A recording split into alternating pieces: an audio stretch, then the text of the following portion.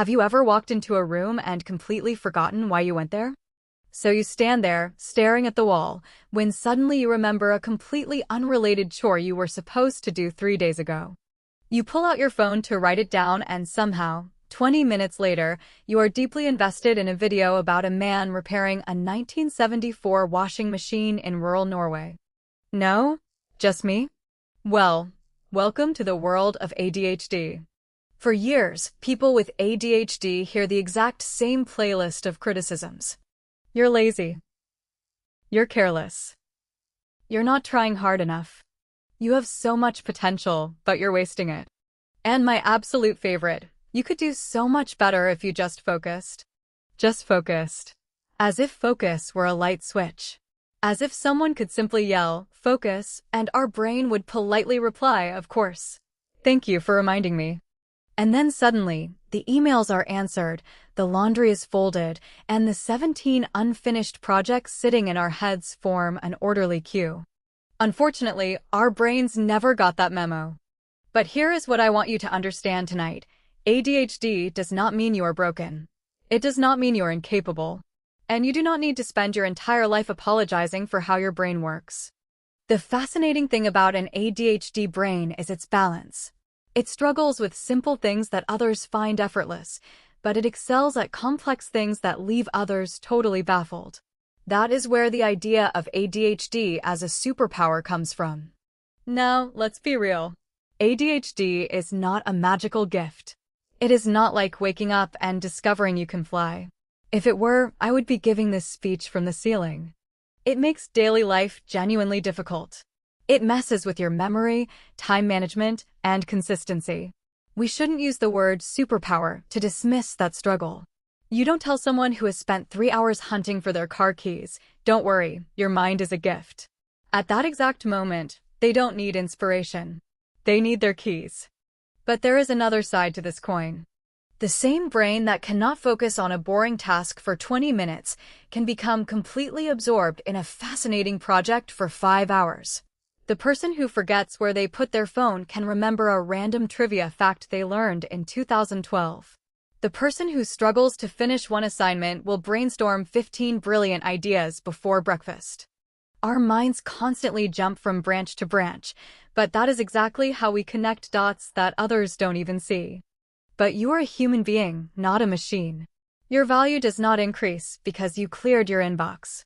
It does not decrease because you spend an afternoon staring at the ceiling, questioning every decision you've made since middle school. People with ADHD often grow up feeling like they are constantly running behind. Behind in school, behind at work, and behind in life. Everyone else seems to have a shiny roadmap, while you are just sitting there thinking, "Wait, what was the question?" But different does not mean defective. Your path is not going to look like everyone else's, and that is perfectly fine. Think about it this way. If you judge a fish by its ability to climb a tree, it will live its whole life believing it is stupid. The fish isn't stupid. It is just playing the wrong game. Too often, we build our lives around rigid systems that were never designed for us, and then we blame ourselves when they fail.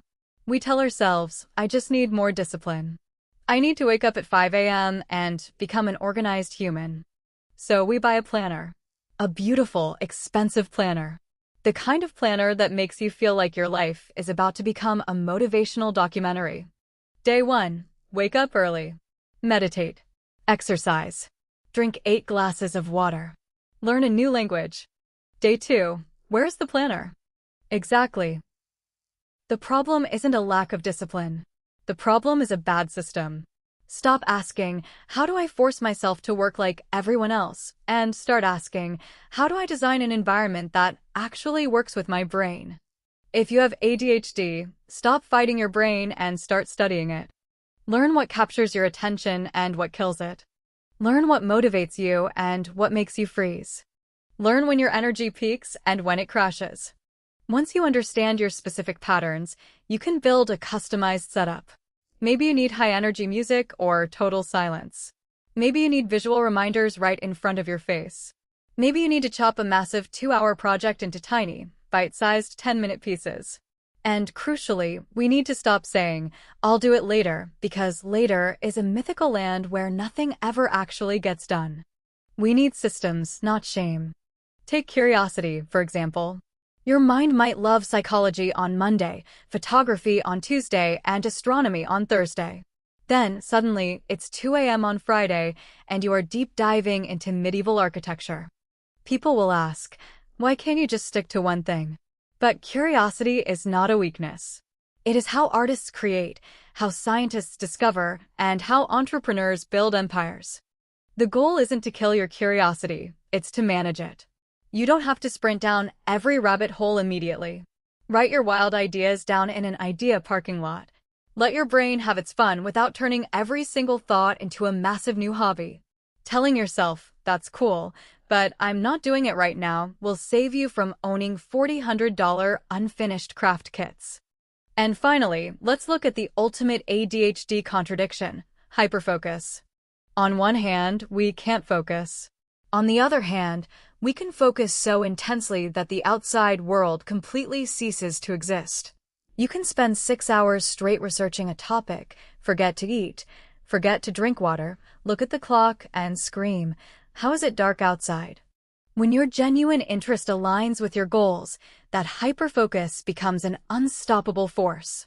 So don't ask how to force focus on a dull task. Ask how to make the task more engaging. Turn it into a game. Race against a timer. Put on an epic playlist. Partner up with a friend. Reward yourself at the finish line. Stop trying to fit your beautiful, chaotic, creative mind into a boring square box. Trust your pace, build your own rules, and accept how you operate.